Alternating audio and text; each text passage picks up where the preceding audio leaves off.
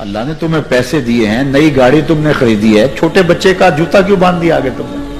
جوتا باندھنے سے اگر یہ ایکسیڈنٹ سے, حادثے سے گاڑی بچ سکتی ہوتی ہے تو پھر پاکستان کے جتنے پی آئی اے کے جہاز ہیں سب پر باندھ دینا چاہیے, سب پہ جوتے لٹکے ہوئے ہیں. عجیب تم نے فلسفہ تراشا. کسی نے جو ہے وہ کالی رنگ کی پٹی باندھ دی نیچے جس سے اس کو نظر نہیں لگے گی. گھوڑے کے پاؤں کے نیچے جو کھری لگی ہوئی ہوتی ہے, کچھ لوگوں نے اپنے گھروں میں وہ باندھی ہوئی ہوتی ہے کہ اس سے ہمارے گھر کے اندر کوئی مصیبت نہیں آئے گی, کوئی تکلیف نہیں آئے گی. کسی نے ہنڈیا اپنے گھر کے اوپر الٹی رکھی ہوئی ہوتی ہے, یہ ہنڈیا بچا لے گی. اور میاں ہنڈیا کیا بچائے گی تجھے؟ اللہ کے قہر سے کچھ نہیں بچا سکتا.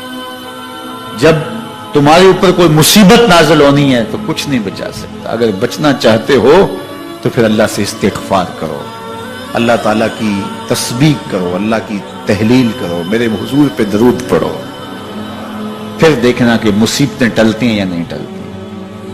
تو یہ خام خواہ کے رکیے, اور یہ عامل لوگ جو ہیں ان کا تو کام ہی یہی ہے. ان کا کام چلتا ہے لوگ ذوف الاعتقادی میں مبتلا رہے, اور یہ کہہ دیتے ہیں کہ آپ کے خاندان میں ایک منحوس عورت ہے, یہ اس کا کیا ہوا ہے, تو کوئی نہ کوئی منحوس تو پہلے ہی انہوں نے طے کر رکھی ہوتی ہے, فوراً ذہن وہاں جا کلک ہو جاتا ہے. اس کا نون سے نام شروع ہوتا ہے, اس کا کاف سے نام شروع ہوتا ہے, اس کا جیم سے نام شروع ہوتا ہے, تو پورے خاندان میں کسی کا نام کاف, نون یا جیم سے تو شروع ہوتا ہی ہوگا, یا دوستوں میں, تو فوراً ذہن جو ہے ادھر منتقل ہو گیا. اب یہ بابا جی نے بتا دیا ہے, ہاں اس نے یہ بات کی تھی, کچھ باتیں یاد آنے لگی, اس کاف سے شروع ہونے والے نام کے ساتھ نفرت پیدا ہو گئی. اس بابے نے نفرت کا کاروبار کیا. اس نے تو 100 روپے 200 روپے لے لیے, لیکن دو انسانوں کے اندر نفرت ڈال دی. اس کا گریبان کل قیامت کے دن پکڑا جائے گا. ان ملنگوں کے پاس, ان ذوف الاعتقادی کو پھیلانے والوں کے پاس کبھی نہ جاؤ. تمہیں مصیبت پڑی ہے, تمہیں لگ رہا ہے کہ شاید میرے اوپر جادو ہے, تو پڑھو نا سورہ بقرہ, جادو جڑ سے اکھڑ جائے گا. 40 دن اپنے گھر میں سورہ بقرہ پڑھو, برکت ہوگی. کہتے ہیں مولوی صاحب 40 دن تو نہیں پڑھی جا سکتی, 2.5 پارے, ہمیں کوئی تعویذ ہی کرتے ہیں. ہم شارٹ کٹ چاہتے ہیں نا, روزانہ صبح 2.5 پارے سورہ بقرہ پڑھے, یہ تو ہم سے نہیں پڑھی جائے گی, تو آپ کوئی تعویذ ہی لکھتے ہیں. کاروبار میں برکت نہیں, میں کہتا ہوں پڑھو نا سورہ واقعہ, 3 رکوع ہیں, برکت ہوگی. ہم کہتے ہیں ہمیں تعویذ ملنا چاہیے, بس وہ ہم گلے میں رکھ دیں, بٹوے میں رکھ لیں, پرس میں رکھ لیں, اور ہمارا کام ہو جائے, ہمیں کچھ بھی نہ پڑھنا پڑے, ہمیں وضو تک نہ کرنا پڑے, نماز نہ پڑھنی پڑے, اور برکت ہو جائے. ایسے برکت تو نہیں آتی. اس لیے چھوڑو ان کی جان, آؤ قرآن مجید پہ آؤ, آؤ سجدوں پہ آؤ, آؤ دعاؤں پہ آؤ. سحری کے وقت اس کی رحمتیں آواز دے رہی ہوتی ہیں, حل من مسترزقن, ہے کوئی رزق مانگنے والا, اور تم اس وقت سوئے ہوئے ہو, سارے دن ٹھوکریں کھاتے ہو. آؤ نا اس وقت جھولی پھیلا کے, ہاتھ پھیلا کے کہو مالک تو جھولیاں بھر دے. تو پھر دیکھنا, میرا بیٹا سالم مشرکین کی قید میں ہے اور میں فاقوں کی حالت میں ہوں. تو فرمایا آل محمد کے پاس ایک سیر جو ہیں, بس اس کے علاوہ ہمارے پاس بھی کھانے کے لیے دنیاوی اسباب نہیں ہیں. کہا صبر کرو اور اللہ سے ڈرو, اور لا حول ولا قوت الا باللہ کثرت کے ساتھ پڑھو. یہ ایسا وظیفہ ہے, ایک حدیث پاک میں آتا ہے کہ یہ 99 بیماریوں کا علاج ہے. اس میں سب سے کم درجے کی بیماری ہم اور غم ہے. یہ دکھوں کا مداوع ہے, مشکلات کا علاج ہے, اور یہ وظیفہ میرے حضور نے بتایا. حضرت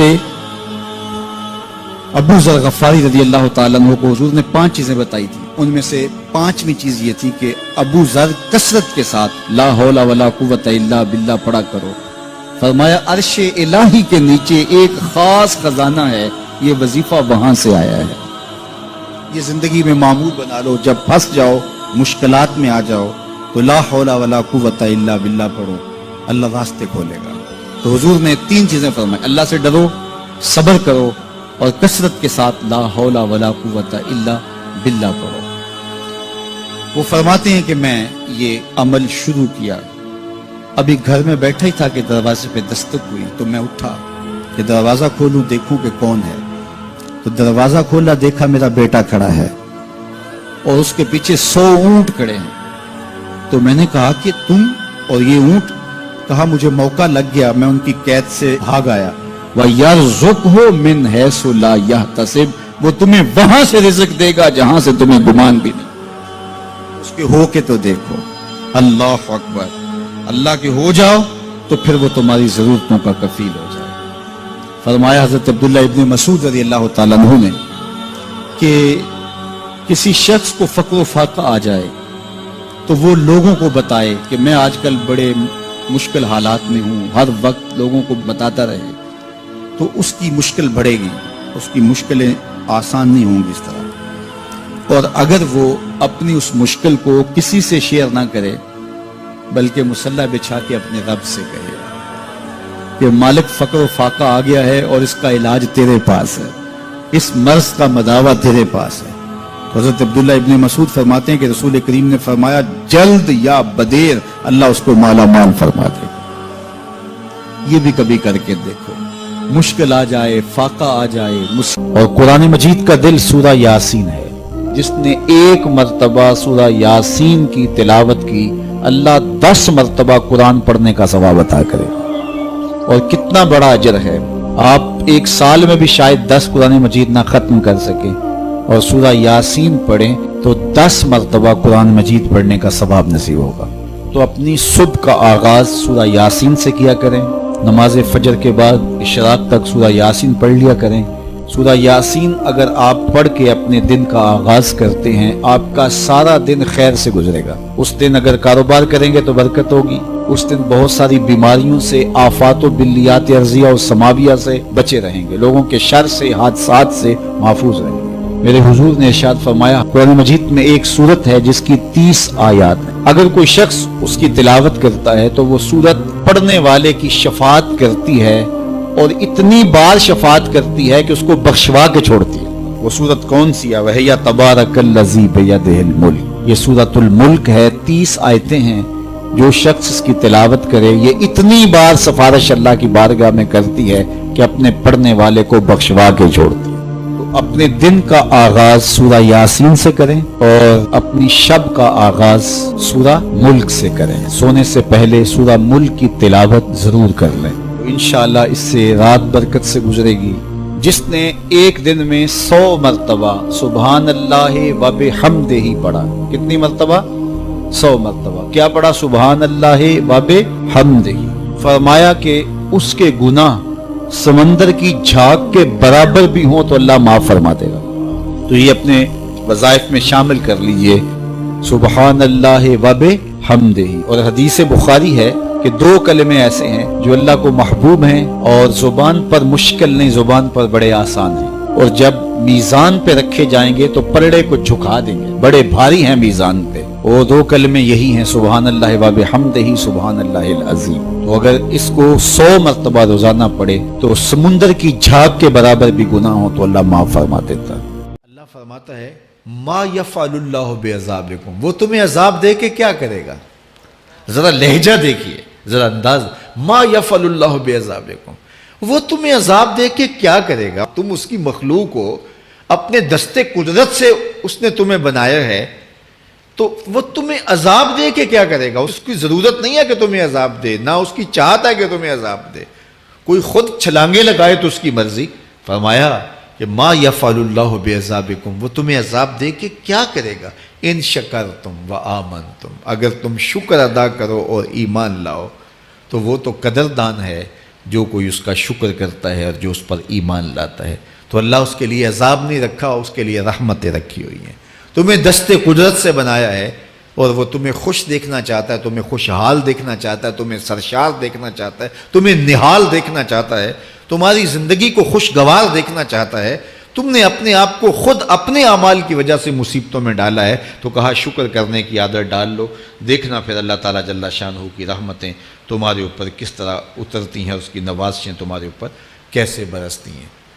توکل اگر ہم سیکھ جائیں تو توکل ایک ایسی دولت ہے کہ جو خوشحال زندگی کی ضمانت بنتی۔ جب ہم اللہ پر توکل نہیں کرتے اور ہم سمجھتے ہیں یہ سب کچھ ہماری محنت کا نتیجہ ہی ہوگا، اور نتیجہ جب نہیں آتا تو پھر ہم بے چین مضطرب ہو جاتے ہیں، اور جب ہم اس پہ توکل کر لیں تو پھر ہمارا صرف اتنا ہی کام ہے کہ میاں ہم یہ کام کر رہے ہیں، بس یہ حکم، ہم بیج بو رہے ہیں، بس یہ حکم ہے اور بو رہے ہیں، باقی اس پہ بھروسہ ہے، یہ کام اس کا ہے کہ اس نے اس کو اگانا ہے، اس کے اوپر پھل لگانے ہیں۔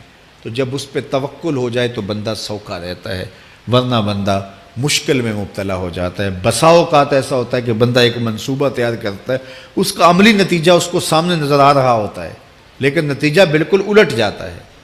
سید علی المرتضیٰ فرماتے ہیں میں نے اپنے ارادوں کی شکست سے ہی اپنے رب کو پہچانا ہے، کہ میں ایک منصوبہ تراشتا ہوں کہ یہ اور یوں ہوگا اور وہ ہونا چاہیے، لیکن نتیجہ وہ نہیں آتا، تو کوئی طاقت ہے اس کا جو نتیجہ بدل دیتی ہے۔ تو بندہ اس طاقت پہ یقین کرتے، اس پہ توکل کر کے جو ہے وہ اس پہ بھروسہ کر لے تو زندگی سوکھی ہو جاتی ہے۔ مغرب میں جو اللہ پر یقین نہیں رکھتے وہ خودکشی کر لیتے ہیں کہ یہ کیوں ہو گیا، ایسا نہیں ہونا چاہیے تھا، لیکن ہم خودکشی اس لیے نہیں کرتے، ہم کہتے ہیں میرا رب جس طرح چاہے اس طرح ہی ہوتا ہے، جو اس نے طے کیا ہوا ہے وہ کر کے رہتا ہے، اس لیے تم اس پہ توکل کر لو اور اس پہ بھروسہ کرو۔ حضور علیہ الصلوۃ والسلام نے فرمایا لو انکم توکلون علی اللہ حق توکلہ، اللہ پر توکل کرنے کا جو حق ہے اگر تم وہ ادا کر دے تو فرمایا اللہ تمہیں ایسے رزق عطا کرے جیسے پرندوں کو عطا کرتا ہے۔ ہمارا تو کاروبار ہے، یہ فیکٹری ہے، یہ دکان ہے، یہ ہماری نوکری ہے، ہم نے یہاں سے کمائی کرنی ہے۔ پرندوں کا کوئی کاروبار نہیں ہوتا، کوئی نوکری نہیں ہوتی، کوئی ٹھیا، کوئی اڈا نہیں ہوتا جہاں جا کے انہوں نے رزق کے لیے کوئی آغاز کرنا ہوتا ہے، بلکہ حضور نے فرمایا تغدو خماسا وتروح بطانا، جب وہ صبح گھر سے نکلتے ہیں تو خالی پیٹ نکلتے ہیں اور انہیں کوئی اپنی منزل کا تعین نہیں ہوتا، جدھر خیال آیا اڑ گئے ادھر، لیکن کبھی ایسا نہیں ہوا کہ شام کو خالی پیٹ واپس آئے ہوں، کہا وہ پیٹ بھر کے آتے ہیں۔ باہو بولے بن توکل پنچھی اڑ دے، خرچ نہ پلے زیرا ہو، جب گھر سے اڑتے ہیں تو ان کے پلے نہ کوئی خرچ ہوتا ہے، نہ راس المال ہوتا ہے، نہ کوئی اوزار ہوتے ہیں، نہ کوئی ہتھیار ہوتے ہیں، کچھ بھی نہیں ہوتا، یوں ہی گھر سے نکلتے ہیں، کبھی بھی خالی پیٹ نہیں آئے۔ فرمایا اگر اللہ پہ پرندے توکل کر لیں تو اللہ اسے بھی عطا کرتا ہے، تم توکل کرو گے تو تمہیں عطا نہیں کرے گا۔